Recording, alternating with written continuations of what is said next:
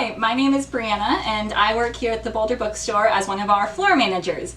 I am also a huge and avid reader of fantasy books and all things middle grade and teen, so I have some middle grade and YA books to recommend today.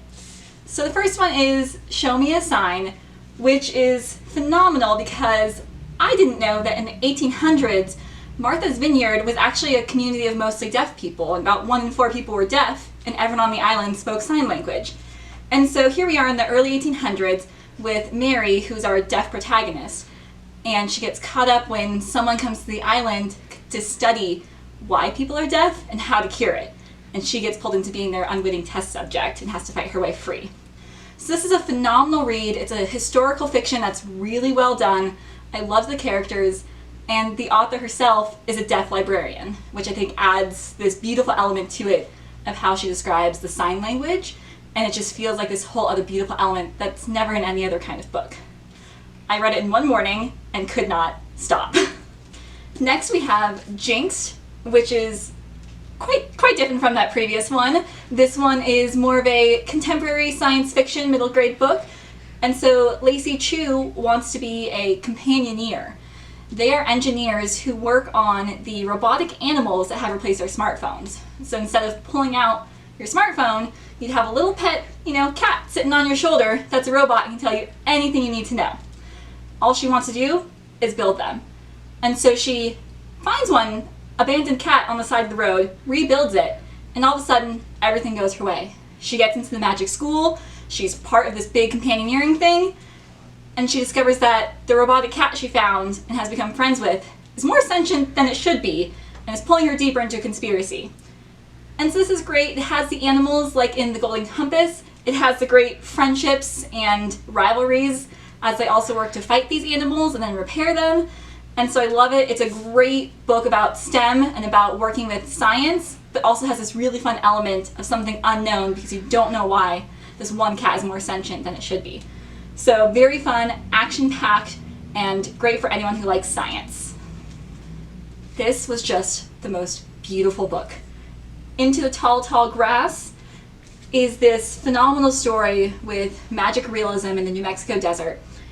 And so in this family, Yolanda's family has always been called brujas, witches, because some of them have magic talents that no one else quite understands, and they have to keep it secret. And so Yolanda's sister has also discovered her magic power. Bees follow her, and bees make friends with her, and they'll do whatever she wants, which is a problem because Yolanda's also deathly allergic to bees. So that's a little bit of an issue.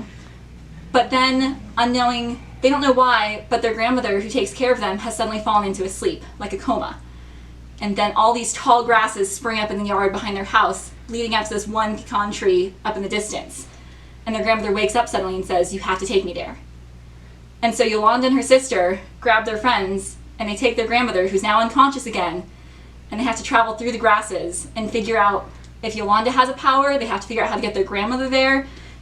And so lots of things happen in the tall grass, and it's just beautiful. It's about sisterhood.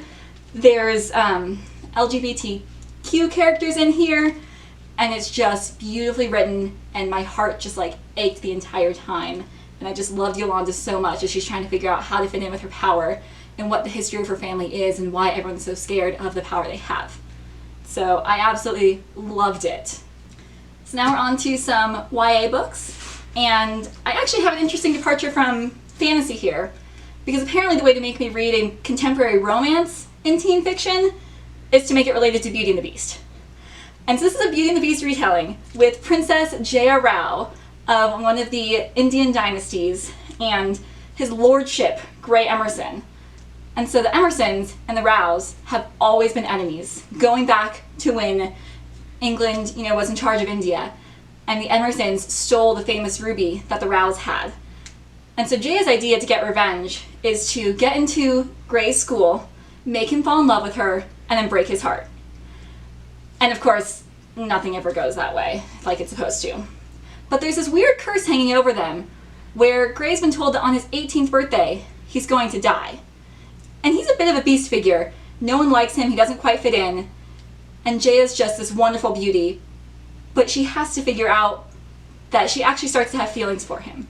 And so things get a lot more complicated as she realizes that she doesn't really want to break his heart, and maybe he doesn't actually deserve this in the first place. And so it's fantastic with very low levels of fantasy, with just the fairy tale being woven in here, but it's this beautiful contemporary retelling of Beauty and the Beast in this like new modern setting. And it takes place in Colorado, which is just phenomenal because I just felt like I was here in our town. So great read for anyone who's either in Colorado, loves Beauty and the Beast, or also likes romance. I'm going to apologize up front if I say names wrong from this book, as happens with fantasy. But this is a beautiful story that is it's a Greek world, but it's not Greek myth, which never happens. And it's phenomenal to have that interweaving of more of the Greek culture and elements of that life without actually having the Greek gods that everybody knows about. And so it has different gods in it. And Evadne's sister has gone and joined the army, but has been found accused of having murdered one of her commanders. And Evadne knows her sister isn't guilty, while she thinks she isn't. And so she sets out on a quest to prove her sister wrong. And so she gets caught up on this quest that her sister had been set out to do, getting involved with gods and ancient relics and becoming the assistant of a sorcerer. And the magic in here is super cool, because when you're a magician, you get a ring on your finger that tells you how much power you have. But if you ever use too much of the power, you're going to burn out, and you'll never have any of it again, and you're going to lose all your memories. And so it's a great adventure. I loved the gods. I loved Evadne as she's trying to struggle to figure out what her sister did, and you learn her sister's story along the way. And I really love stories with good sisters that are working together and trying to save each other. But there's also a great romance in the background, which never hurts. And this kind of reminded me a bit of a Tamara Pierce novel with the gods and just how fierce this sister is. And so I definitely think that anyone who likes books like Alana or any of other Tamara Pierce's other books would also like this one. And this is my favorite book that I cannot stop screaming about, and has been one of my favorites ever since I read it. The Merciful Crow is... beautiful is the wrong word, because the main character is so angry, and it works so well. Because Fi is a crow, and in her world, the crows are the ones who take people who have fallen to the plague. And her people, the crows are immune, so that's why they're given the task of taking away the people who have fallen to the sinner's plague. But then, at the very beginning, one of the people who has fallen to the sinner's plague is the Phoenix Prince, who's supposed to be immune. And she discovers, when they take his body out of the palace, that he's actually alive, and wants to use the crows to smuggle him across the country to where he can raise a rebellion to overthrow his father. And so Fi gets involved. And she doesn't want to, but all she wants to do is work as a crow chief and save her people.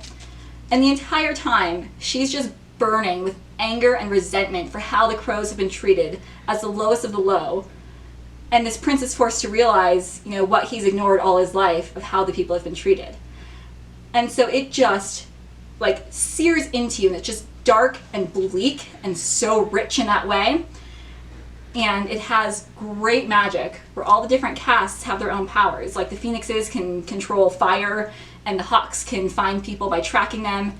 But if you're a crow chief, you can use their teeth and do any of their magic. And so Fi just burns her way across the land, and it's fantastic and dark. And the sequel comes out this month called The Faithless Hawk, which is also amazing. And so you should read this so you can go immediately read that. So those are the books I have to recommend today. And thank you so much for watching. I hope you try some and like them. And if you like our videos, go ahead and subscribe.